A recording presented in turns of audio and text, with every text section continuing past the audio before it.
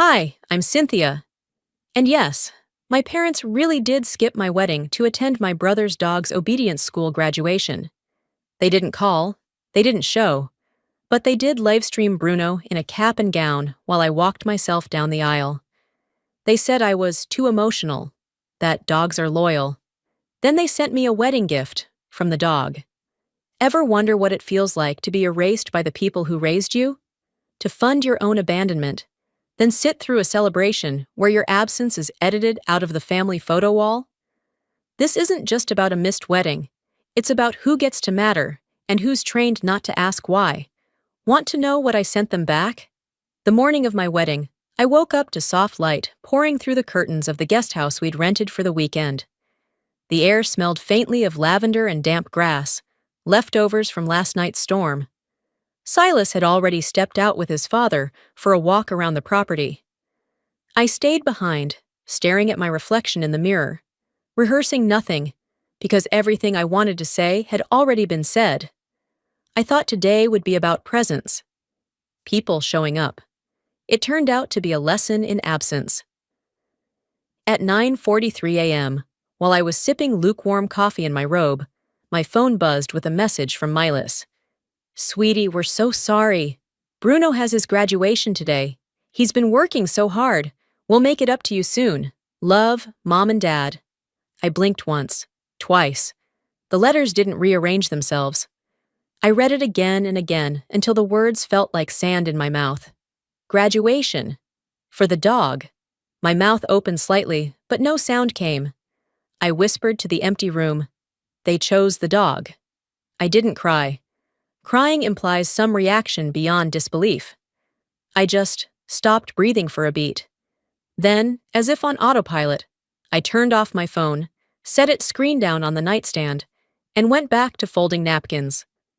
When Silas returned, he asked, "Still no RSVP?" I tried to laugh. "Maybe they want to surprise me. You know, drama runs in the blood." He tilted his head, sensing more than I gave. But he didn't push.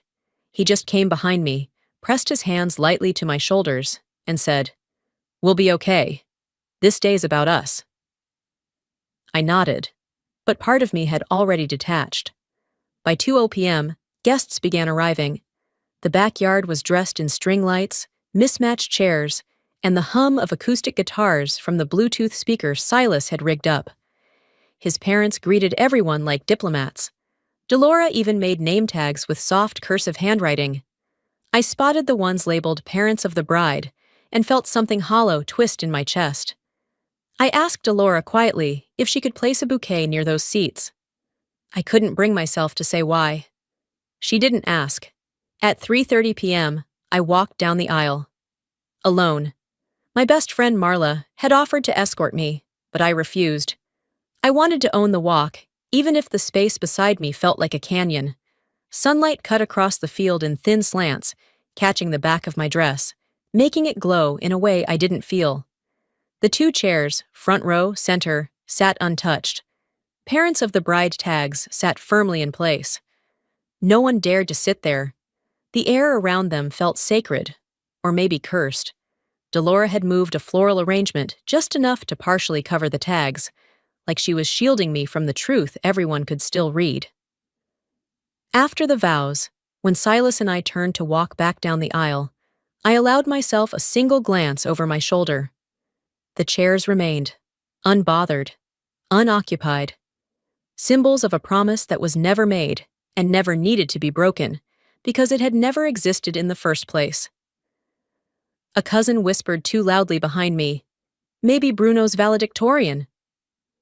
It wasn't cruel, it was clueless, but that made it worse somehow. People around me smiled, clapped, snapped photos.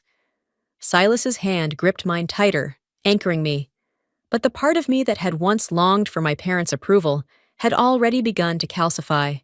Later, during the toasts, Delora gave a quiet speech. Nothing dramatic, just warmth. Family isn't always who raised you, sometimes it's who lifts you. I thanked her with my eyes. Words felt like they'd betray the weight of the day. When the sun dipped below the trees, and the cake had been sliced, I went back out to the ceremony space, alone. I stood in front of those chairs and looked at them like a crime scene.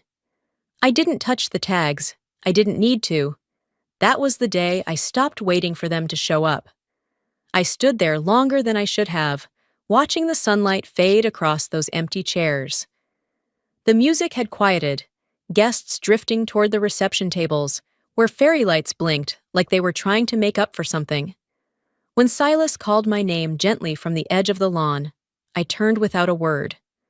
My heels crunched over the grass, and I walked back into celebration like I belonged to it. Like the silence hadn't already told me otherwise. Inside the reception tent, everything looked just as we'd planned. Simple, warm, intimate. Friends chatted, glasses clinked, someone's kid danced offbeat near the dessert table. I moved among them, smiling like a guest at someone else's event.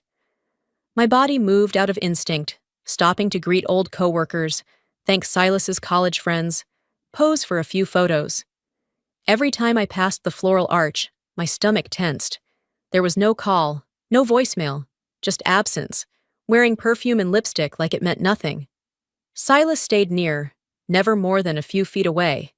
His eyes did most of the talking now. I could feel the unasked question behind every glance. "Are you okay?" And my unspoken answer? Later, Delora, ever the diplomat, quietly adjusted decorations, smoothed napkins, made people feel at ease without saying much. At one point, she handed me a glass of lemonade and said, "You're glowing, sweetheart." I nodded, grateful. She knew enough not to say more. Dinner arrived. We sat, laughed politely, shared memories with our friends. And then, without warning, Daria, my old college roommate, let out a low sound from her seat across the table. Her phone lit up. She tilted the screen toward me, like she wasn't sure I should see, but couldn't keep it to herself. It was a live stream. The title read, "Bruno's Big Day, Obedience School Grad." The video opened to a bright stage at a local pet school. A banner stretched across the back. "Congrats to our graduates." In the center, Bruno sat proudly in a tiny tuxedo-like harness, tongue hanging, tail wagging. There was Malis, front row, clapping like she was at a Broadway show. And Vernon, he was beaming. At one point, he leaned toward the camera and said, "He's our pride and joy." I stared at the screen. I didn't blink, didn't flinch. The entire table had gone quiet. Daria lowered the phone slowly, as if afraid it might bite her. I whispered, just loud enough for her and Silas to hear. "They didn't miss my wedding. They hosted another one, for someone with a tail." Silas placed a hand over mine under the table. No words, just that firm, grounding touch. Later, as we cut the cake, someone had left the live stream open on the corner of a side table. I saw it out of the corner of my eye, still paused on a frame where Malis was waving like she'd won a pageant. My fingers tightened on the cake knife. I handed the slice to Silas and muttered, "At least he sat when they asked."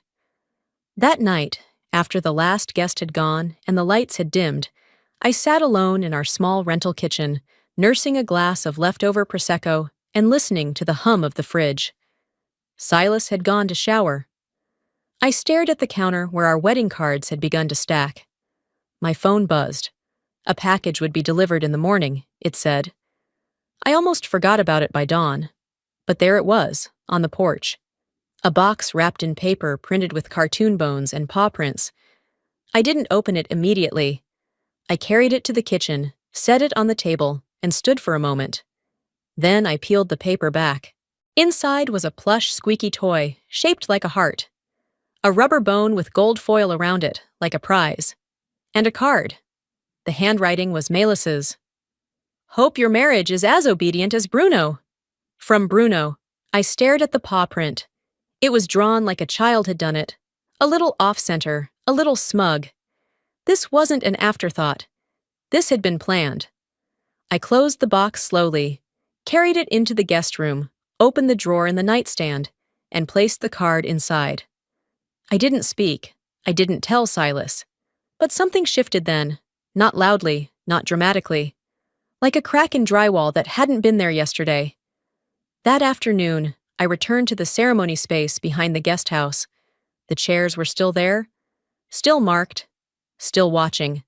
I picked up the two parents of the bride tags, walked them to the fire pit, and dropped them in. No ceremony, no words, just flame and paper. It wasn't that they forgot my wedding. They remembered something else more. The morning light filtered through gauzy curtains, painting faint shadows across the bedroom wall. I was already awake when the first bird call broke the silence. Silas was still asleep beside me, breathing steady. I stared at the ceiling, not thinking, not feeling, just floating in that gray space between numbness and recognition. I reached for my phone, half expecting a message. Nothing. Just notifications from guests tagging me in photos, congratulatory texts, and the now infamous Bruno graduation clip forwarded more times than I could count. A few taps brought up the video again. There he was, Bruno, in his miniature tuxedo, tail wagging on stage, while my parents clapped like he'd cured cancer. Vernon's voice still echoed in my head. He's our pride and joy. I closed the app, set the phone face down, and let out a slow exhale. That morning, I didn't feel like a newlywed. I felt like a wedding planner who forgot she was also the bride. While Silas made coffee downstairs, I sat on the edge of the bed and opened my old message thread with Colton. I hadn't looked at it in months. The last real conversation we had was 9 months ago, when Bruno had bitten the UPS guy and Colton had a meltdown in our group chat. "Dude's a mess," he wrote. "He flunked his last class. He's never going to get through this program." And me, in my infinite wisdom, or maybe just desperation, I replied, "I'll pay the deposit for Pine Ridge. It's supposed to be the best." His answer had come quickly. "Seriously? You'd do that?" I remembered how good it felt, like maybe I'd finally done something that made me more than background noise. A few hours later, Milas texted me directly. "You're so thoughtful. He's lucky to have a sister like you." I had believed it then. Believed that gesture meant something. That maybe I was finally earning a spot on the wall. Not a literal one, but the kind where people remember to show up for you. Now, staring at my bank app, I searched for the charge. There it was.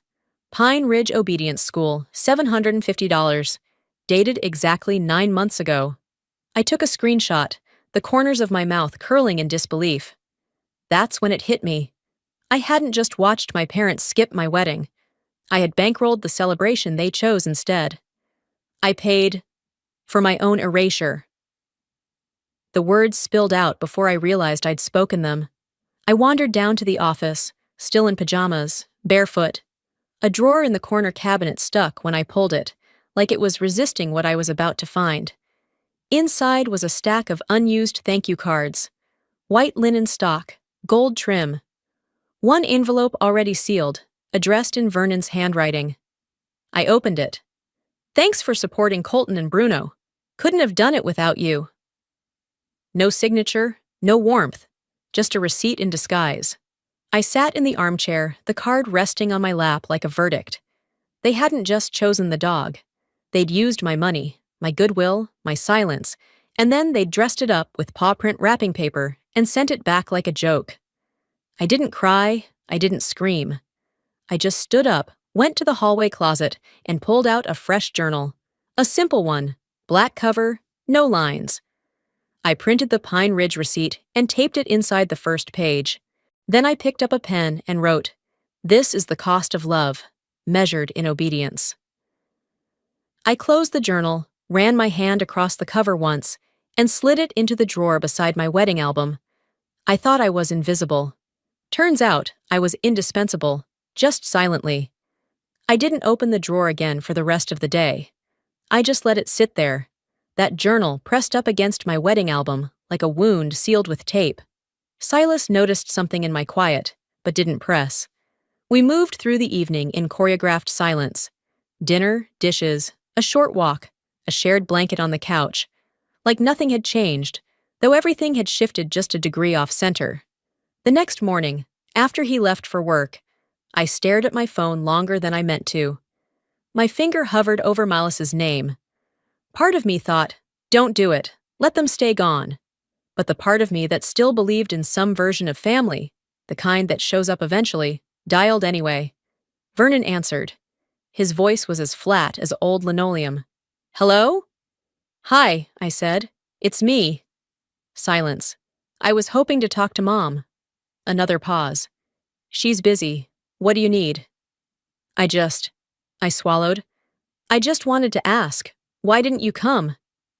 He didn't hesitate. We told you. Bruno had his graduation. You didn't think your daughter's wedding was more important than a dog learning to sit? I heard movement, maybe him handing over the phone. Then Malis came on, her tone crisp, polished. Cynthia, sweetie. You know, dogs are loyal. They don't abandon family over drama.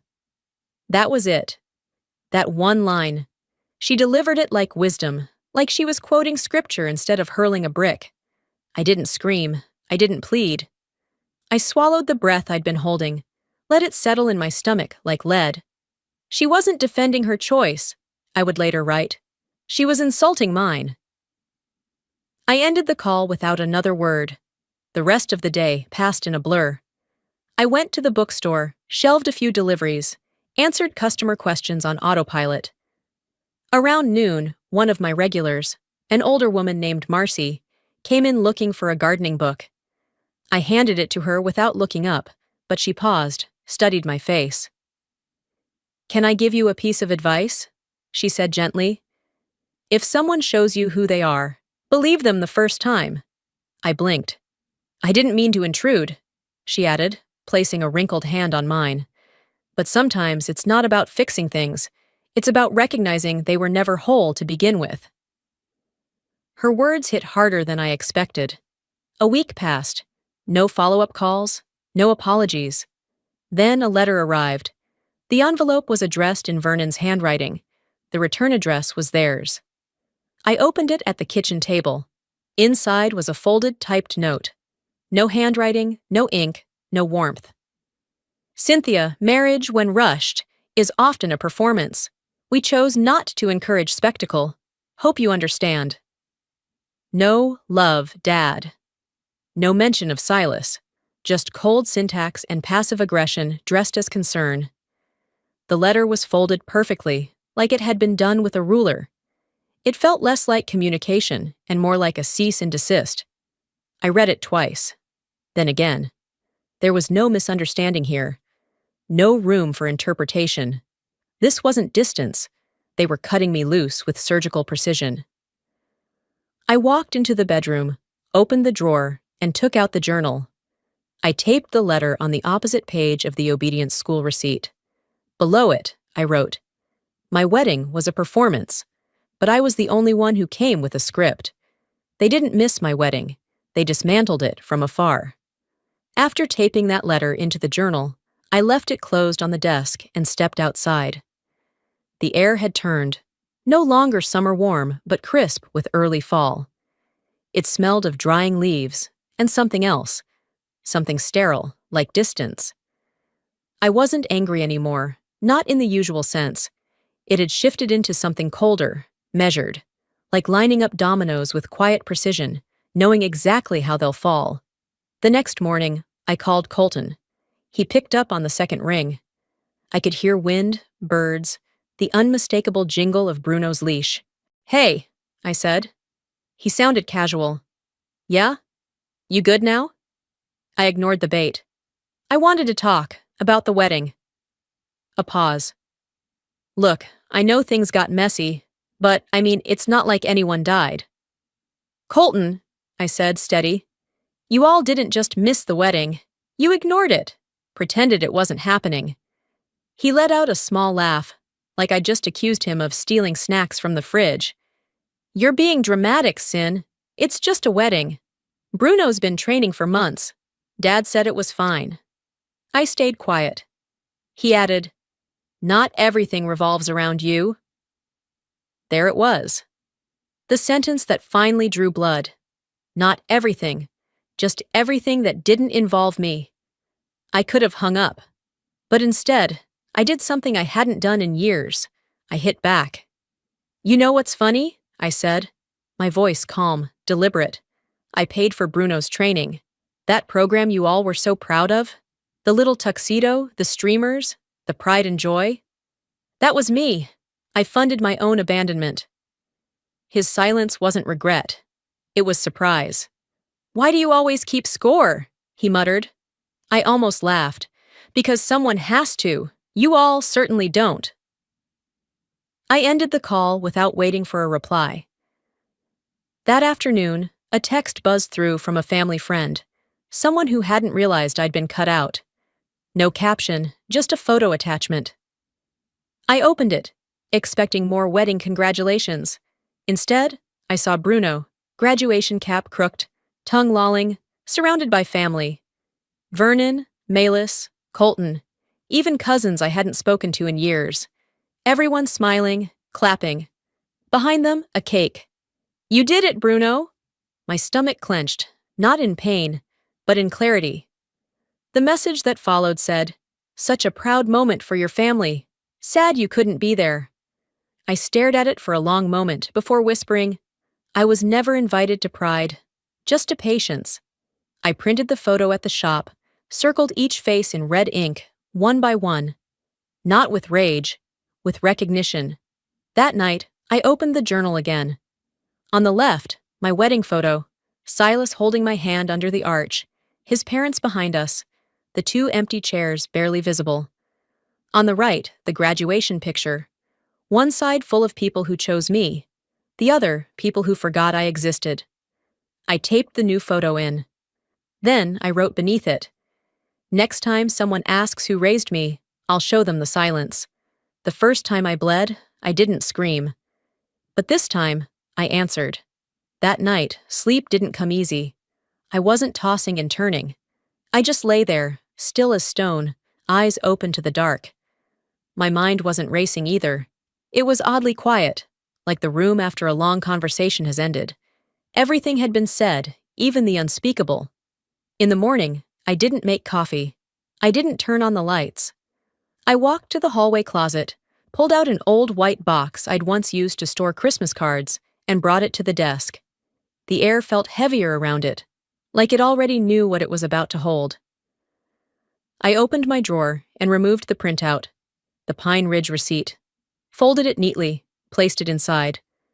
Then I wrote a note, plain as breath, and set it on top. You raised a loyal dog. I raised myself. No venom, just fact. I taped the box shut, addressed it with their house number, no name, no return label, and placed it in the outgoing pile at the bookstore. No ceremony, no announcement, just motion. I didn't check for confirmation. I didn't ask if they got it. That was the point. Some things speak louder when you stop yelling.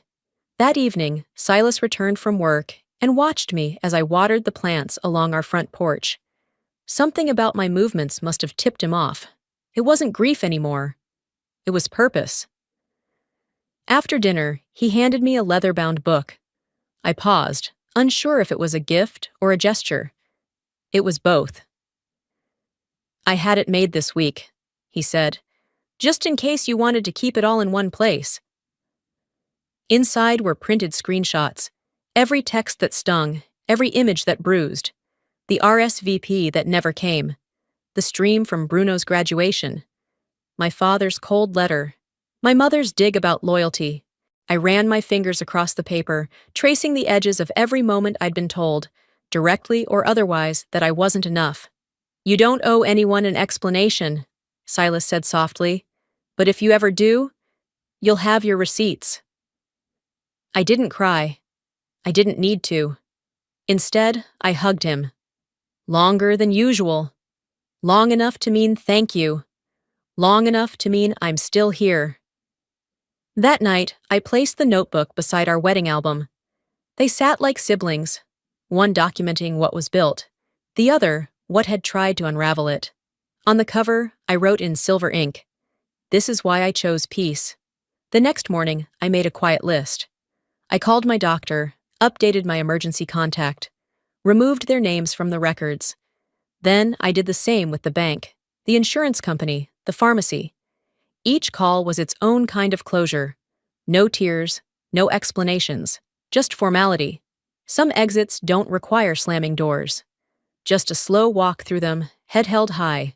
In the afternoon, I went back to the porch, sat with a glass of tea, watched leaves fall without trying to catch them. I didn't burn the bridge. I just stopped painting over the rot. The leaves had just begun turning when I decided to go. The morning was crisp, the air humming with the scent of pine and damp concrete. I didn't tell Silas. I didn't need his opinion, or his comfort, or even his protection. I just needed to see for myself how far they'd taken the erasure. I didn't call. I didn't text. I pulled the old birthday card from my drawer, one I'd written for Silas 2 years ago and never sent. It still said, "Love you," in blue ink. I slipped it into an envelope, sealed it, and tucked it into my purse. Their house looked exactly the same. White siding, perfectly trimmed hedges, a seasonal wreath on the door. A facade of warmth layered over a hollow I knew too well. I rang the bell, once, then twice. It was Silas who opened the door. She blinked, startled, but didn't step aside. "Cynthia," she said flatly, "we weren't expecting—" "I know." She hesitated, then motioned me in. "Vernon's out walking Bruno." Of course he was. I stepped into the living room. It smelled of potpourri and silence. Everything was clean, arranged, untouched. And then I saw it. The wall.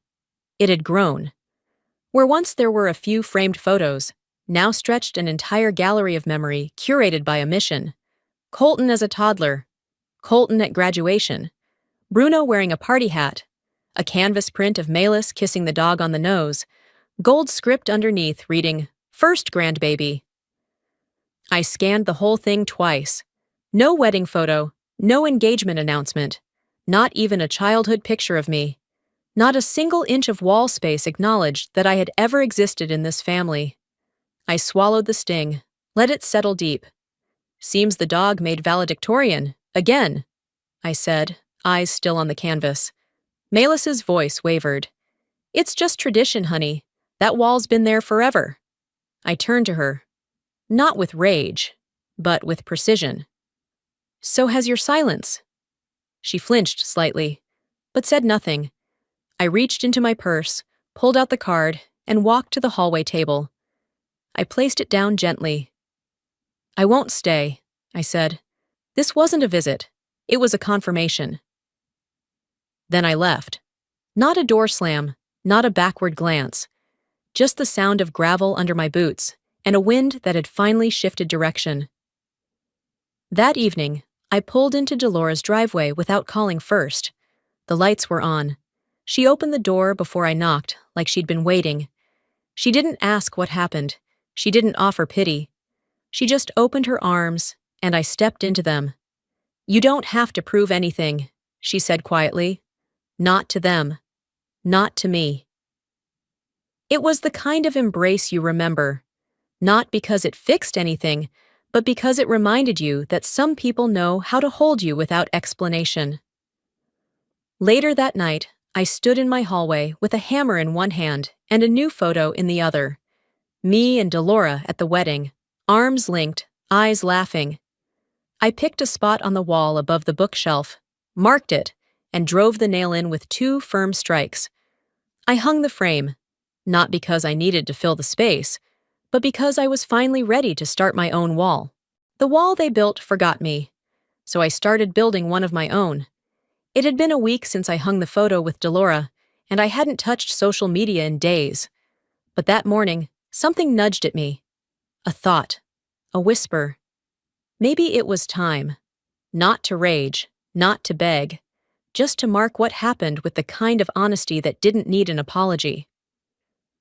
I opened Instagram, scrolled past filtered brunches and baby announcements, and found the photo I'd been avoiding. The one of me in my wedding dress, the sunlight catching just enough of the lace to make it glow. I cropped it slightly, making sure the 2 chairs behind me stayed visible. The name cards were still legible. Parents of the bride. I didn't add filters. I didn't touch up my face. I wrote the caption carefully. Respect was RSVP'd, but never showed. I hit post and put the phone down. I didn't expect much. Maybe a few likes, a quiet message or 2. But by noon, my inbox was flooding. Comments came in faster than I could read them. Some were shocked. Some shared their own stories. Some just wrote, "Thank you." By that evening, the photo had been reshared more than 1,000 times. Twitter caught it. Then Facebook. Someone made a side-by-side collage. Me in my wedding gown next to Bruno in his graduation cap. It wasn't cruel. It was devastating. People weren't laughing. They were angry. For me. By the end of the week, a producer from a local morning show reached out. "We'd love to have you on," she wrote. "Tell your story, if you're ready." Silas read the message with me, his arm wrapped around my shoulders. He didn't say much, just nodded and whispered, "If you want to, I'll be there." The studio was colder than I expected. Lights too bright, makeup heavier than I liked. But when the cameras rolled and the host leaned forward with her practiced sincerity, I didn't flinch. "What made you post that photo?" she asked. I looked straight into the lens. Not the host, not the audience, the lens. Because silence was never mutual, it was imposed, and I'm not carrying it anymore. They didn't expect that answer. You could hear it in the stillness that followed. We went to commercial, came back, and she offered the question I knew was coming. "Do you have an example of what happened?" I pulled a folded paper from my pocket. "My mother sent this message the morning of our wedding," I said, unfolding it slowly. "Bruno has his graduation today. He's worked so hard. We'll come by the next day." Gasps rippled across the audience. The host blinked rapidly, as if stalling. "They missed your wedding. For that." "They didn't miss it," I said, calm and clear. "They chose something else. Sometimes the truth doesn't need rage. It just needs a microphone." We closed with one final question. "What does family mean to you now?" I took a deep breath, glanced at Silas in the wings. "Family isn't about DNA. It's about presence. They chose theirs. I chose mine." Applause followed, not thunderous, but grounded. Real. When we stepped outside into the sunlight, a woman waiting near the studio door touched my arm gently. "Thank you," she said, her voice cracking. "That wasn't just your story. It was mine, too." I nodded. Didn't cry. Just squeezed her hand once. They never said I was wrong. But this time, I didn't need them to. The next morning, I turned off every notification. Not because I was overwhelmed, but because I wasn't. I'd said what needed to be said. There was nothing more to add. And yet, the world didn't seem done listening. Silas told me that afternoon, while I was restocking shelves at the shop. 3 million, he said gently. That's how many times the clip's been viewed. I blinked at him from across the counter. 3 million? He nodded. And counting. Messages poured in over the next few days. Some from strangers who shared stories eerily similar to mine. Some from people who just wrote, "I see you." A few from people I hadn't spoken to in years. High school friends, distant cousins. Not a single one from my parents. Not a missed call. Not a forwarded link. Just their absence, louder than ever. Then, one afternoon, Daria sent me a text. Just a screenshot. No commentary. Bruno was sitting proudly next to a box of high-end dog treats, his face featured on a new product line from a pet food company. Gifted by Purity Pet Foods. Juicer Family Champion, the label read. The caption was Colton's. Proud of our boy. Real loyalty runs four-legged. They didn't deny my truth. They monetized theirs. I printed the image and taped it into the journal, opposite the photo of Silas and me under the wedding arch. I stared at the contrast. One side celebration born of love, the other of branding and noise. Beneath it, I wrote in pen. They sent flowers to a dog. I got none, not even weeds. The following Sunday, I drove to their house. I didn't warn them. I didn't even check to see if they'd be home. I just needed to stand there one more time. The neighborhood looked the same. Cars parked neatly, lawns trimmed like they were afraid of judgment, the kind of quiet that had nothing to do with peace. Their car was gone. Bruno's leash was missing from the hook by the door. Another event, no doubt. Another gathering where he would be the grandchild who didn't talk back. I stood at the mailbox for a full minute before reaching into my bag. I pulled out a small envelope containing one photo, our wedding cake. On the back, I'd written, "You missed this. Again." I slipped it into the box and walked away. The windows of the house were pristine, the curtains perfectly parted. It felt less like a home and more like a museum exhibit, the family that used to be. I didn't cry. I didn't shake, but I felt something slip from me on that sidewalk, like a string I'd been gripping too tightly had finally snapped. On the drive home, I took the long route. Not to stall, just to breathe. It was quiet on the back roads, the kind of quiet that wasn't empty but needed. I passed a small white building I'd seen 100 times but never noticed. A handwritten sign on the door read, "Support Group, Forgiving What You Can't Forget." I slowed the car, my foot hovering over the brake. But I didn't stop. I just looked. Once, twice, maybe one day, maybe not. But I knew something now, something simple. I wasn't ready to forgive, but I was done waiting for apologies. They had left the door unlocked once. This time, I locked mine on purpose. That night, I didn't dream. I just slept, deep, uninterrupted, like my body had finally accepted there was nothing left to fight. When I woke, the sky outside was still silver. I made coffee slowly, deliberately, and pulled the blinds just enough to let in the light. There was no need to rush into the day. It would arrive either way.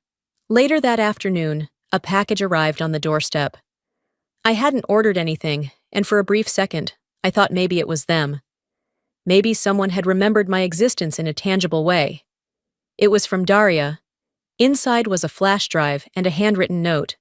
"I made this for you, not for them. Sometimes we need to remember what we survived." I slipped the drive into my laptop and pressed play. The video wasn't long, 15 minutes, maybe less, but she had edited it with care. There was no dramatic music, no clever transitions, just raw moments. A shot of the chairs labeled "Parents of the Bride," still untouched. A close-up of my hands trembling slightly as I adjusted my veil. Silas, glancing at me with quiet steadiness. The soft applause when we kissed. There was no sound in parts, just stillness. I watched it once, then again. Not with a glass of wine, not through tears, just with breath and clarity. "It happened," I whispered. "And I was there, and I was enough." I didn't share the video. I uploaded it privately, unlisted, just for me. I didn't need comments or likes. I just needed it to exist somewhere outside my memory. 3 days later, a letter arrived. No return address, no handwriting on the envelope, just my name, typed in a simple font. Inside was a printed message. "I watched your interview. I cried. Not because it was dramatic, but because it was too familiar. Thank you for giving voice to what some of us never could." No name, no contact information, just validation. Sometimes strangers carry more of your heart than your own blood ever did. I held the letter for a long moment before slipping it into the drawer beside the wedding video and my vows. Later that week, a local women's group reached out. They had seen the interview. They wanted me to speak, share not just what had happened, but how I stood through it. At first, I said no. Then, the morning of the event, I woke with the sudden urge to go. Not for them, not even for me, but maybe for someone who hadn't found their voice yet. That night, before I left the house, I opened my journal and wrote, "I was not born to be the silence in someone else's memory." When I came home, I cleared out the drawer in the hallway cabinet. Inside, I placed 3 things: my handwritten vows, a printed still from the wedding video, the anonymous letter. Then I labeled it. For the version of me that forgot she mattered. I wasn't erasing them. I was finally outlining myself.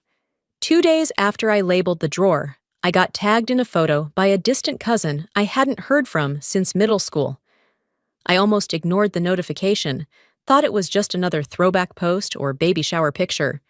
But my thumb hovered over the thumbnail long enough for the preview to pop. Maylise and Vernon standing on either side of Bruno. He was wearing another novelty outfit. This one a denim jacket with the words "Grandpup" stitched across the back in red thread. Behind them was a picnic table lined with balloons, plastic cutlery, and a cake shaped like a bone. The caption read, "Our precious grandpup, the light of our lives." No mention of me. No glance toward the daughter they raised. No recognition that days earlier had marked what would have been our first wedding anniversary.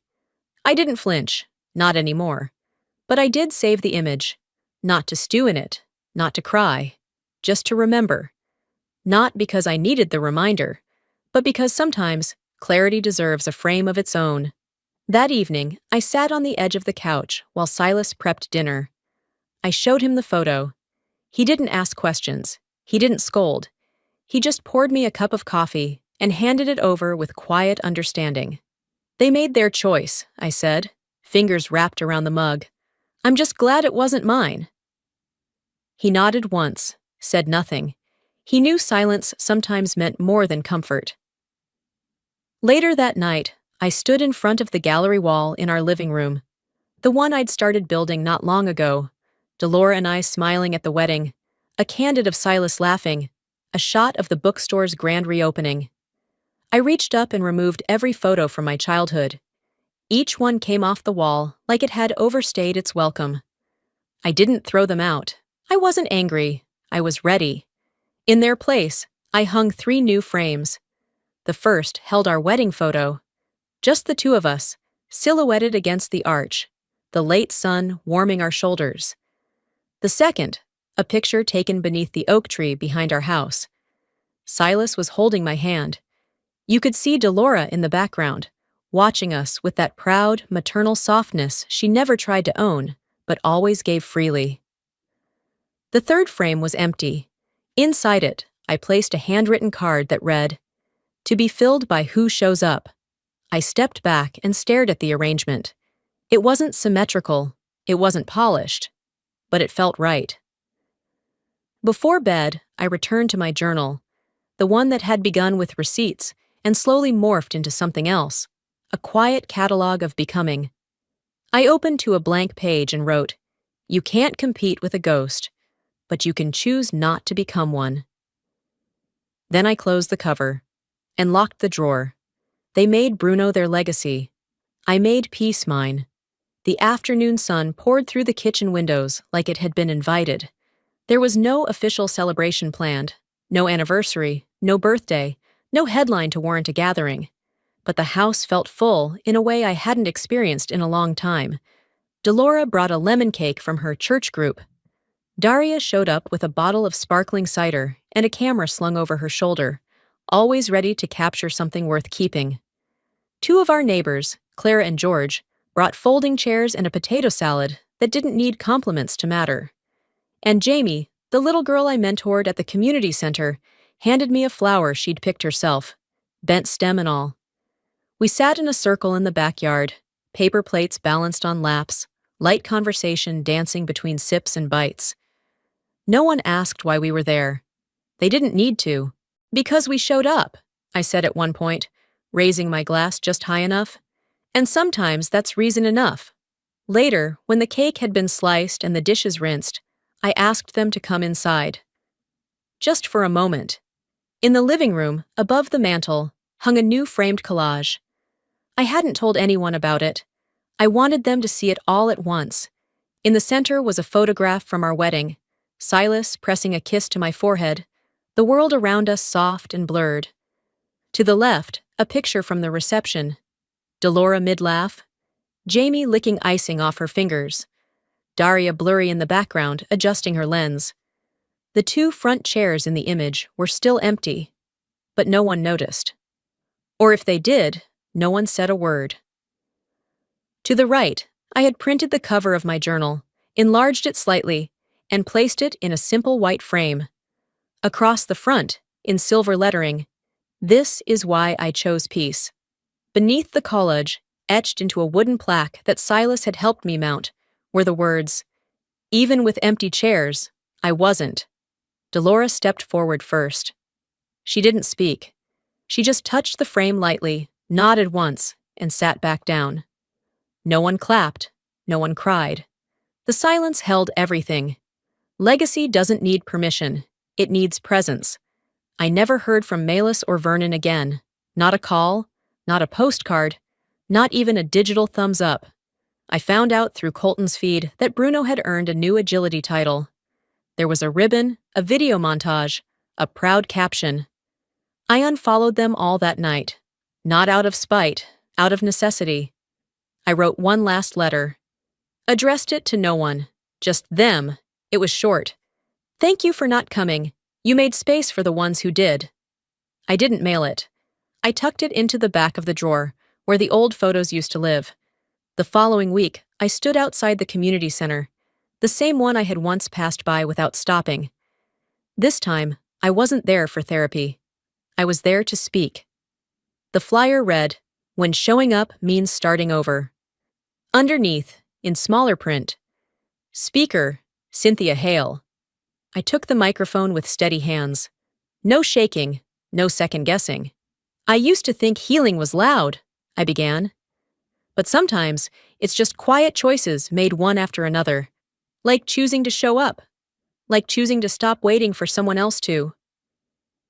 There was no applause break, just a room full of nods, some silent tears. A woman in the front row mouthed, "Thank you." Sometimes you don't get the apology. You get the power to never need it again. I didn't frame them out of my life. I just stopped hanging their version of me.